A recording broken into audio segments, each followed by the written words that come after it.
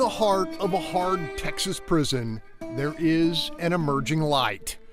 Convicts by the dozen with many, many more years to serve, each traveling by choice a long and sometimes treacherous road to reckoning and redemption. And the change that has occurred in their lives is because of the transformative power of the gospel of Jesus Christ. Within these walls lies a genuine seminary, where those who've committed terrible crimes endeavor through earnest study and deepening faith to earn the privilege of pastoring others.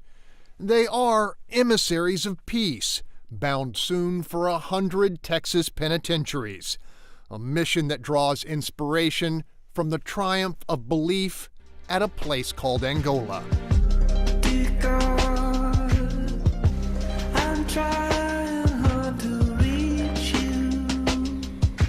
Once the most violent, most forsaken place of punishment in the country, the story of Angola's transformation begins 19 years ago with a roll of the dice by Warden Burl Cain. We got real non-traditional here and got a non-traditional outcome that we didn't know we were going to get. God can restore.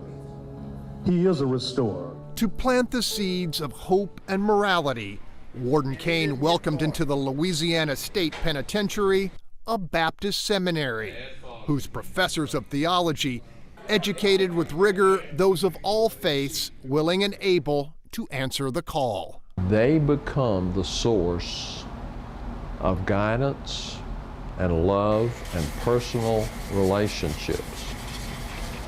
Anywhere in this world is a lonely place to be without friendship.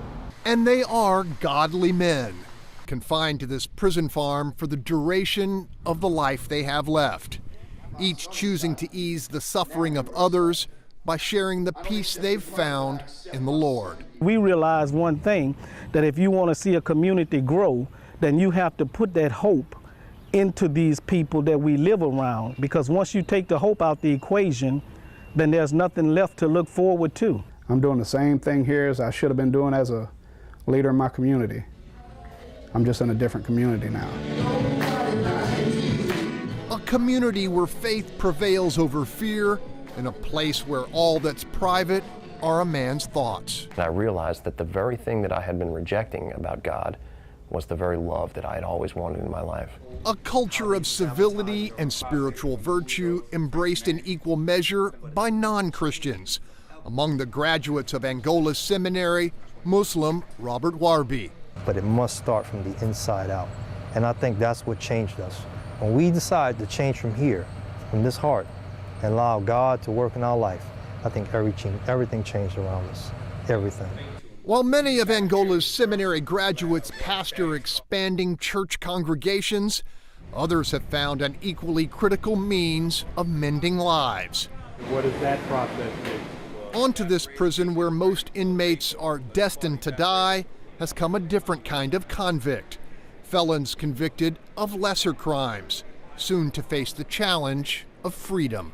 You can help change a life that is going to be able to stay on the outside. You're giving back. That gives me something to feel good about. Seminary graduate and lifer John Sheehan is teaching these short-timers how to service cars, from brakes to engine blocks, steering to suspension. That's what God has helped me to understand. It's not about me. It's about helping others. 80% of Sheehan's mentees earn ASE certification, a genuine free world credential that can keep them on a payroll and away from crime. With all the mentors that we have in the vocational program, we're probably saving the state $3 to $4 million in salary and benefits. And it's not just job skills. These seminary-trained mentors who will never be paroled deliver the kind of clear-eyed guidance that's keeping these short-timers from coming back for good. You have a choice. You can be whatever man you want to be. You can reinvent yourself. You're at a crossroads. But it's up to you. You have to make the hard choices. And the message is piercing through. Being around a guy with a life sentence, and some of the inmate ministers, have really sat down and taught me the simplicity of being able to have a relationship with God. Corey Odom spent the last several months of his drug sentence at Angola and will soon be walking through its gates. I came here, never really even had a real job before, you know. Now I'm certified as an electrician, certified HVAC technician. Equipped with training and the kind of faith that can keep him from reoffending. If I have to ever commit a crime again, you know, this is where I'm gonna end up at. You know, this is the end of the road. But it doesn't have to be. Walking at ease and unarmed among Angola's condemned, Warden Burl Kane believes these men of faith on the inside are preserving lives on the outside. There's going to be some girl, there's going to be some mama, there's going to be some daughter that's not going to have a gun at their head, a knife at their throat, and somebody to ravage their body because of what we're doing in prison and what they're doing in Texas. And if you save one, just one, from that trauma and that pain, it's worth everything we do. I promise you, you will save many with what you're doing. And that's where the rubber meets the road. Prison reform from the inside out. Morality born of religion.